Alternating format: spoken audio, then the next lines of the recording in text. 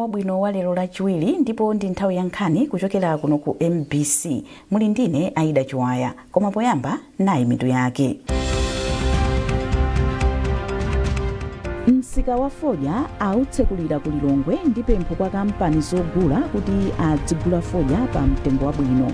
Bwalo la Magistrate ku Lilongwe lapereka masiku 14 kuti oyimira boma komanso oganiziridwa apereke zikalata zawo pa mlandu okhudza mlembi wamkulu wa chipani cha MCP a Richard Chimwendo Banda ndi ena. Ndipo timu ya mpira wa manja yachisodzera ya dziko lino yakonzeka kukapikisana nawo mpikisano wa NTL mdziko la South Africa lachinayi likudzali.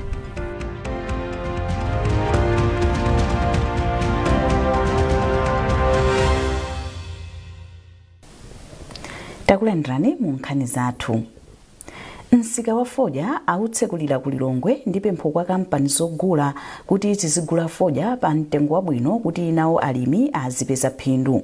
Nduna ya zaulimi a Rosa Mbilizi ndiwo anena izi kukanengo mu mzinda wa Lilongwe potsekulira msikawo. Isaac Jali wafika ndi ripoti. Yafikanso nthawi imene alimi a fodya amalandira malipiro awo chifukwa cha thukuta limene akhetsa polima fodya.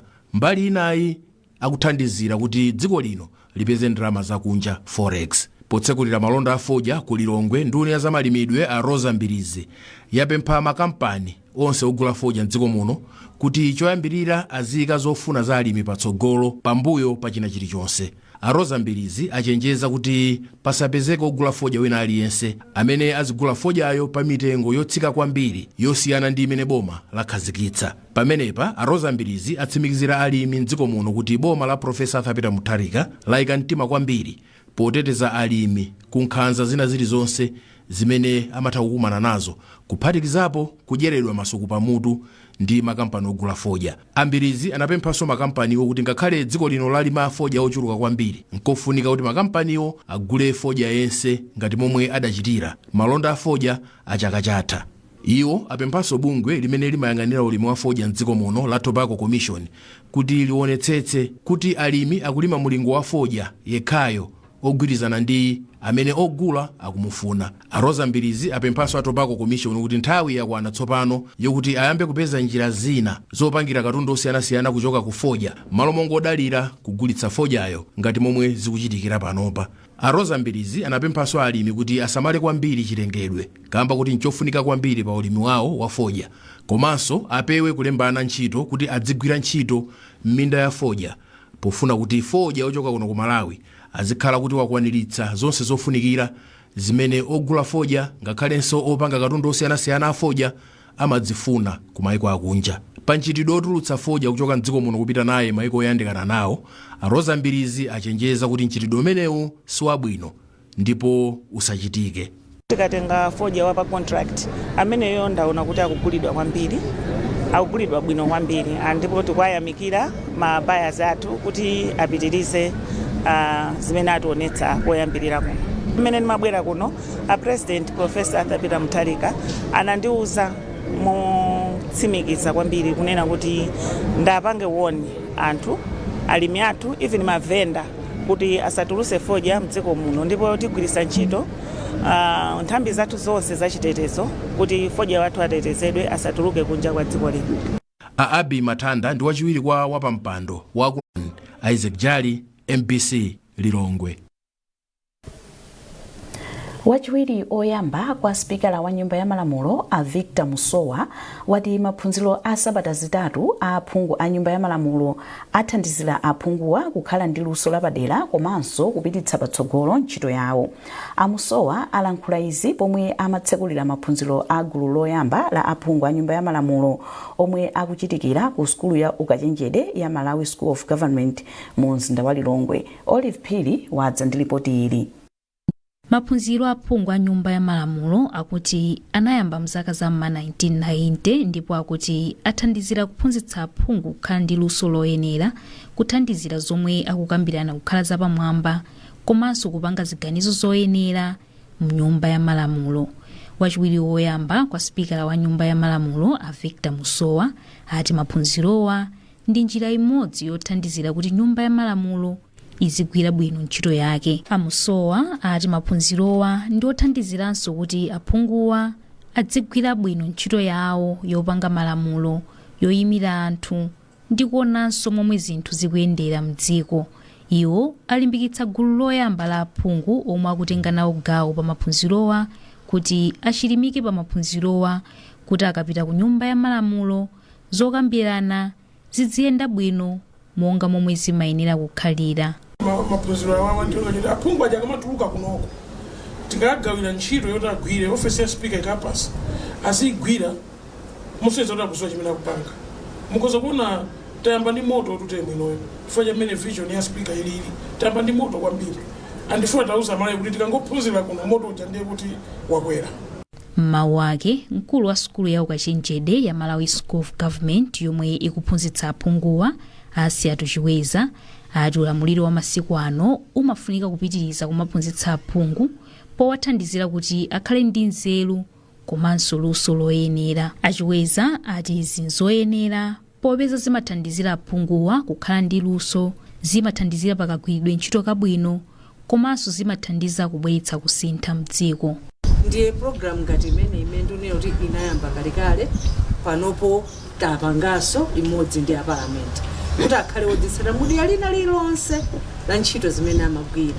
Ndiye tikuyang'ana maphunziro okhudza kuti kodi business ya parliament imayenda bwanji, kodi malamulo ofunika a dziko lino ndi ati, constitution ndi zinthu zina ndi zina.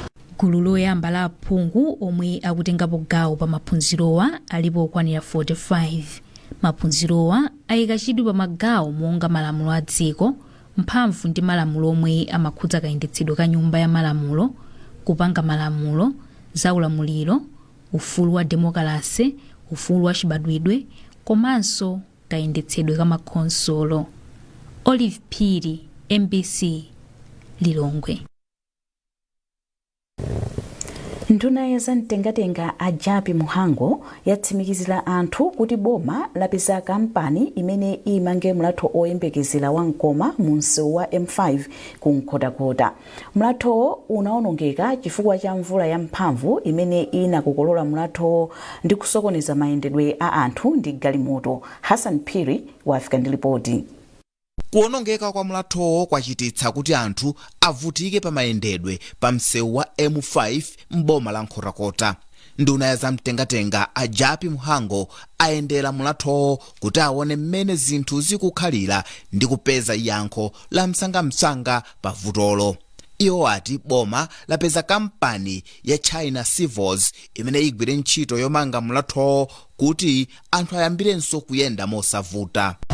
Chocho ndinokondo kuti lino tapeza contractor China Civils amene wayamba ntchito yokonza bridge la mbali kuti magalimoto azita kuyenda anthu ati kumalumikizana chifukwa vutoli la sokoneza malonda kudera la kuno Nkhotakota kupita kumpoto. Ndunayi yatinso pakadali pano misewu yambiri komanso milatho yaonongeka chifukwa cha mvula imene yakhala ikugwa mdziko muno. Komabe iwo atsimikizira anthu kuti akonza mavuto onse amene achitika m'misewu mdziko muno pofika mwezi wa Disemba.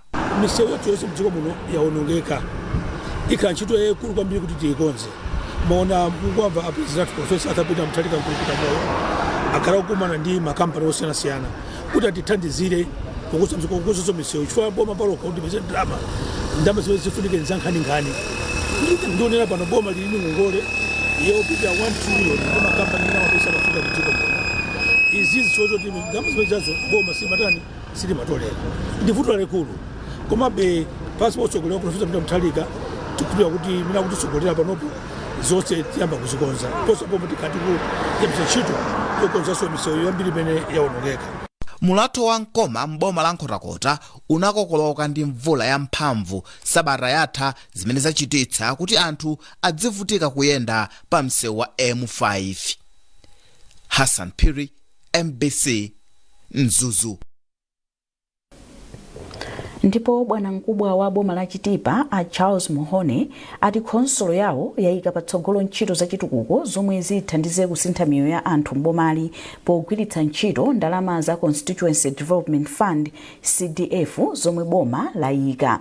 Amuhone amalankhula izi pa msonkhano omva maganizo a magulu okhudzidwa ndi ndalama za CDF zomwe zakwera kufika pa 5 billion kwacha pa chaka. Iwo anafotokozanso kuti khonsoloyi igwira ntchito modzipereka komanso motsata malamulo. Tili ndi zambiri mu lipoti ili la Joseph Mbuyi. Polankhula utatha msonkhanowu, DC wa mboma la Chitipa a Charles Muhone anatsimikizira anthu a mbomali kuti khonsolo yawo iwonetsetsa kuti kupyolera ku ndalamazi khonsoloyi ikhale mu gulu la makhonsolo ochita bwino kwambiri pa ndondomeko yatsopano ya ndalama za mthumba la chitukuko cha m'madera a phungu.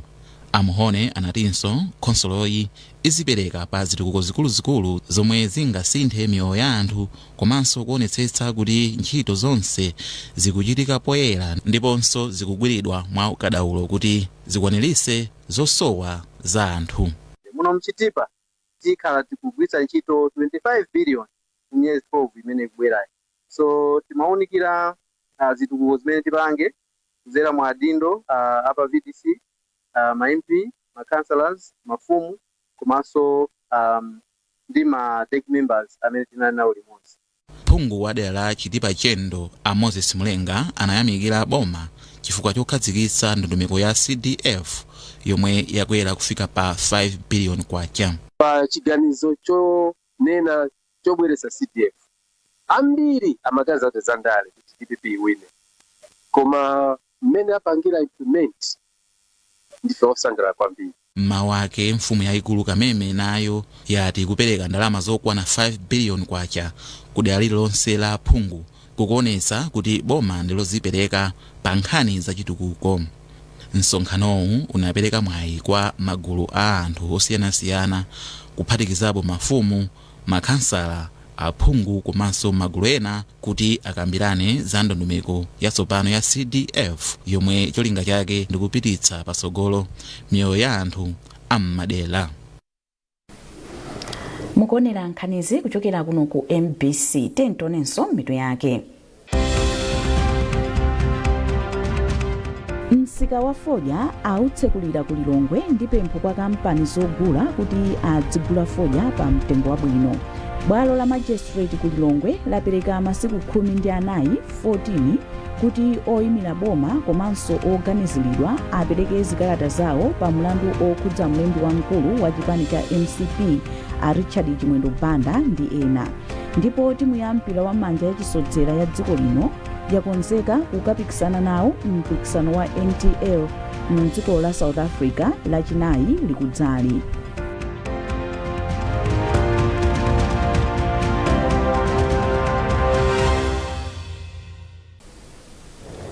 Takulandiranso mu nkhani zathu. Pali chiyembekezo choti ntchito zakayendetsedwe ka ndalama za boma zipitirira kuchita bwino kutsatira maphunziro apadera akagwiritsidwe ntchito ka makina a IFMIS omwe unduna wa zachuma wakonzera ogwira ntchito ake. Poyankhula pomwe amatsekulira maphunzirowa, mkulu ona ntchito zachuma mu undunawu a Friday Likwinji anati kahamba kosowekera maphunziro ogwira ntchito ena amasokoneza akayendetsedwe ka chuma mosadziwa. Tili magambirana progress mene tachitira from mene tinayambira chaka kufikira February before we closed pa March. Then one of the issues imene inatuluka inali yoti anthu ambiri nali ndi less capacity muka kugwiritsidwa ntchito ka sapu user IFMIS.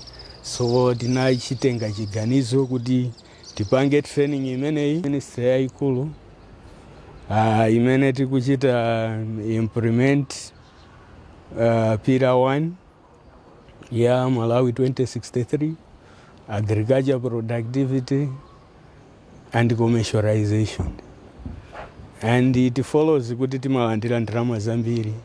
One of the ministry amene timalandira ndalama zambiri mboma the Ministry of Agriculture, and kuti iyuze bwino ndalama zimene anthu athu ayeneranso kuziwa mayuzidwe a system imene tikamachita implement ma programs ma interventions amene akuthandizira ku food security, amene akuthandizira ku chita generate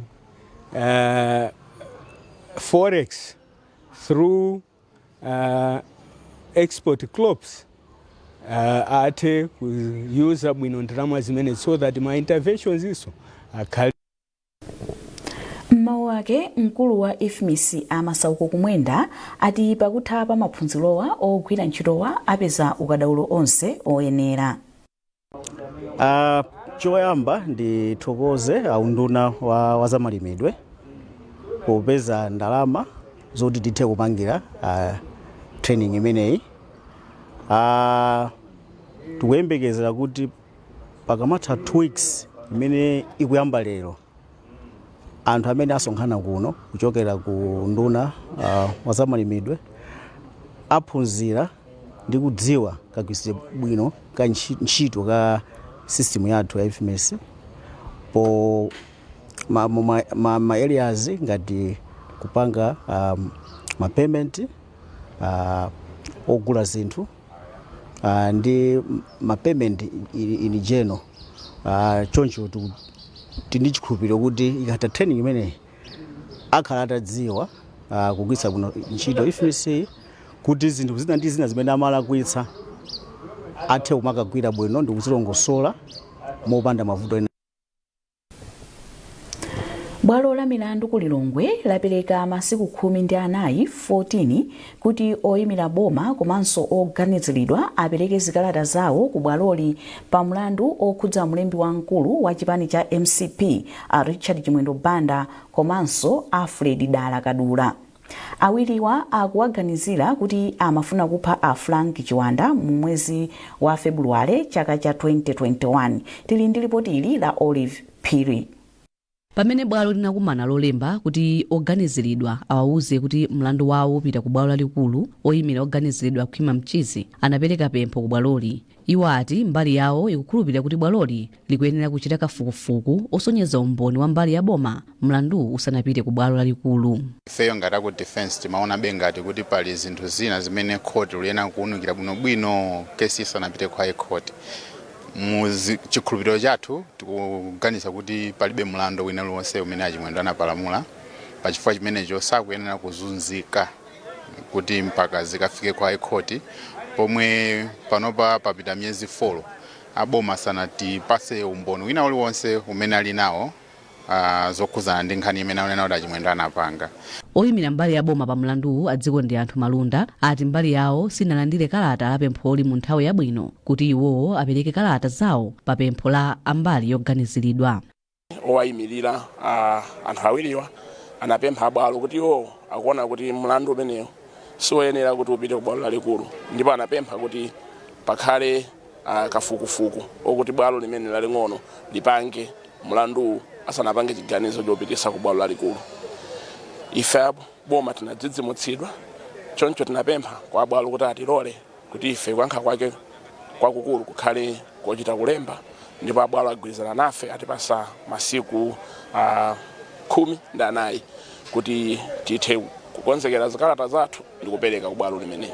Bwaloli layika pa 8 May chaka chino kuti mbali ya boma komanso yoganiziridwa akapereke zikalata zawo pofuna kupereka mwayi ku bwaloli kuti likhazikitse tsiku lomwe adzamve mlanduwu. A Richard Chimwendo Banda komanso Alfred Dala Kadula anawamanga mwezi wa December chaka chatha powaganizira kuti amafuna kupha Frank Chiwanda mchaka cha 2021. Konsolo ya tauni ya Mangochi ikuyembekezeka kuyamba kutolera misonkho pogwiritsa ntchito makina ndondomeko yomwe akuti ikuyembekezeka kupititsa patsogolo ntchito yotolera ndalama. Mkulu wa tauni ya Mangochi a Ernest Kadzokoya ati kudzera mu njira yatsopanoyi amalonda adzilipira msonkho kudzera pa makina omwe konsoloyi ikuyembekezeka kugula. Francis Banda walemba ripoti ili lomwe akuwerenga Owen Mavula. Pamene boma likulimbikitsa ndondomeko yolipira ndalama kudzera mu njira zamakono, konsolo ya tauni ya Mangochi ati posachedwa apa iyamba kutolera misonkho pogwiritsa ntchito ndondomekoyi yomwe akuti ithandiza kuchepetsa mchitidwe wa chinyengo omwe akuti unakula pakati pa anthu otolera misonkho m'misika. Polankhula ndi MBC, mkulu wa tawuni ya Mangochi a Ernest Kadzokoya ati ndondomekoyi ikudza pamene khonsoloyi yakhala ikutaya ndalama zambiri m'malo mopeza ndalama zoposa 100 million kwacha yomwe imayembekezera kutolera mwezi uliwonse. Zona ati ndithu kuti ngati municipality ya Mangochi tikusintha kuchokera pamene timatolera ndalama kugwiritsa ntchito malisiti paper based imeneyo kuti tikuyamba zogwiritsa ntchito za makono ma technology pamene pazikhala ma gadget anthu amene zigwiritsa ntchito machine kuti tolere ndalama zimenezi. Ndi njira imodzi yothandiza kuti muna chuma cha consolo chipite patsogolo zimene zitathandiza kubweretsa chikhulupiriro mwa anthu pena amakhala muna kwakayikira anthu athaja amene amakatolera ziphaso kuti pameneyo achisazigwira ndalama zithandiza kuti anthu azikhulupirira anthu amati zotani kuti zikupita ku consolo komanso zichepetsati mwina ngati panali mwina pena ndalama kupita matumba ena zichepetsa kuteka kwa ndalama kumeneku. Chinanso koposaposa ndi kuti tikuyenda ndi makononso ndi kuti tikuyenera kuona kufanizitsa kuti even ndalama zikamatolera kunsika kuja ku office ngati kuno kuti zikhata dziwa kale. Iwo ati pakadali pano konsoloyi ikutolera ndalama zosaposera 60 million kwacha pa mwezi zomwe akuti zikuchitika chifukwa chakukula kwa mchitidwe wa chinyengo pamene otolera misonkho ena amalandira ndalama osapereka ziphaso. Pothirapo ndemanga wapampando wa komiti ya mabungwe omwe si aboma mbomali a Joseph Makwakwa alangiza konsoloyi kuti igwiritse ntchito ndondomekoyi moyenera pofuna kuti idzikwanitsa kulipira ntchito zosiyanasiyana kuphatikizapo za ukhondo. Kwa ife tikuona kuti njira ithandiza kwambiri chifukwa khanso ngati ili ndi ndalama mavuto amene tikuwaona m'misika atha. Vuto loyambirira mutapita m'misika mwathu zimbudzi zimene zili zosagwira ntchito komanso ngati zimbudzi zilipo ndi zonyasa kwambiri kuti munthu aloweko. Vuto la madzi muona kuti pa misika ambiri ilibe madzi mukafunsa akuzanena kuti ndalama alibe. Vuto la zinyalala zambiri sizitoledwa mukafunsa akuza kuti tutole zinyalala pamfunika ndalama zambiri ndi anthu amadabwa kuti komati ife misonkho chiperekereni nanga ndalama za misonkho yathu kumapita kuti ndenu apapa kukoneka kuti tsopano tiziona kuti ndalama ina iliyonse ya boma yapita ku boma ndipo aboma ayamba kugwiritsa ntchito ndalamayo. Ripoti la 2024 lokhudza katumizidwe ka ndalama kudzera mu njira zamakono zosagwiritsa ntchito ndalama za pepala kugwiritsa ntchito njira zamakono zolipirira ndi kutumizira ndalama kwakwera ndi 6.9%. Mphunzitsi wa timu ya mpira wa manja ya chisodzera ya dziko lino Joanna Kachilika wati timuyi yakonzeka kukapikisana nawo ku mpikisano wa NTL mdziko la South Africa omwe ukuyamba lachinayi likudzali. Kachilika wayankhula izi pomwe amalengeza mndandanda wa osewera omwe akupita nawo ku mpikisanowo. Amin Musa ali ndi nkhani yonse. Kachilika wati akukhulupirira kuti osewera okwana 15 omwe watenga ku mpikisanowu akachilimika maka potengera ndi momwe aonetsera pa nthawi yomwe akhala okonzekera. Iye wati osewera onse 30 omwe anachita nawo zokonzekera anachilimika kwambiri ndipo izi zapangitsa kuti akhale ndi osewera omwe aonetsa ukadaulo weniweni. Sikuti tungopita kukangoyenda basi kuti tukayenda South Africa ndokabwera ayi komano ndi mmene tapangira zokonzekera zathu ndi mmene tabwerera ndi list imene yoyo achita bwino ndithu tikukhulupirira kuti tikapita ukoko sitikungangoyendayi tikapambana magemu amene tukasewera ku South Africa. Mtsogoleri wa bungwe loyendetsa masewera mpira wa manja mdziko muno Vitumbiko Gubuduza wati akukhulupirira kuti mpikisanowu ukapereka mwayi kwa asungwanawa kuti akaonetse luso lawo ku matimu akuluakulu pa dziko lonse.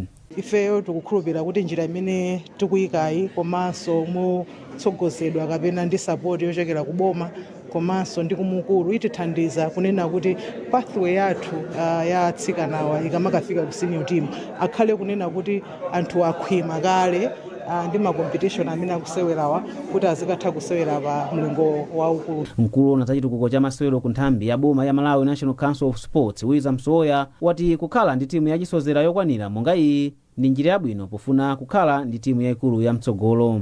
Ndondomeko ngati zimenezi zofunikira kwambiri chifukwa mudziwa ino kuti osewera amene amasewera pa mpikisano ikuluikulu amene azikhala kuti akusulidwa bwino kuchokera kuchiyambiko. So akamasewera mpikisano ngati imeneyi ya saizi iyi zimathandiza amene akukonzekera kuzasewera mpikisano ikuluikulu kutsogoloko. Maiko a Malawi ndi Zimbabwe awayitana ngati alendo ku mpikisanowo omwe ukuyamba lachinayi pa 24 April mpaka pa 2 May. Timu ya Malawi ikayamba kusewera ndi timu ya KD Queens ndipo isewera masewero okwana 5 Amin Musa, MBC Sport, Blantyre. pomaliza nkhanizi nayinso mitu yake. msika wa fodya autsekulira ku Lilongwe ndi pempho kwa kampani zogula kuti adzigula fodya pa mtengo wabwino.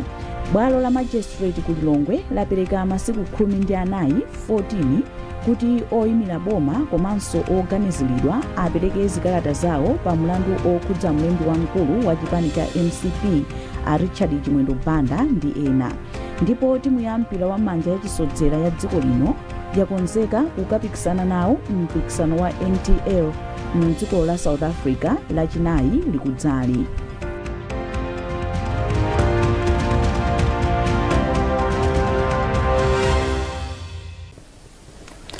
Pezani nkhanizi ndi zina zambiri popita pa mbc.mw kapena MBC Digital pa Facebook, Instagram komanso X. Munali ndine Aida Chiwaya, mmawa wabwino.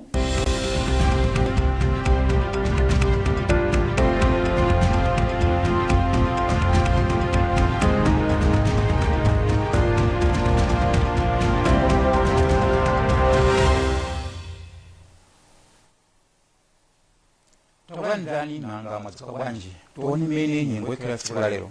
Tikuyembekeza kuti madambiri kukhala nyengo yotentha komanso mitambo yapo ndiapo ioneka makamaka malira okwera.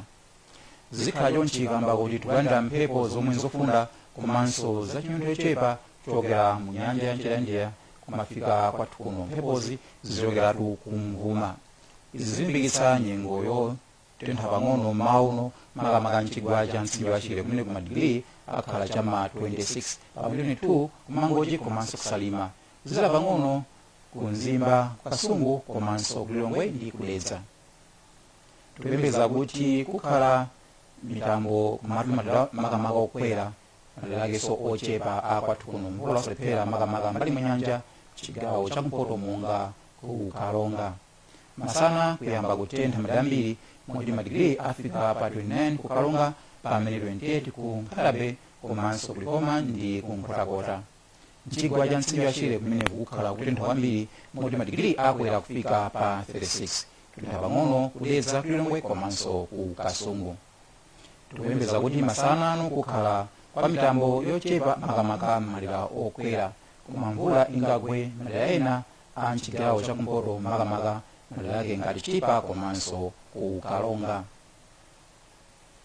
Zenyengo zomwezi tsiku labwino kwa nonse. King Banda.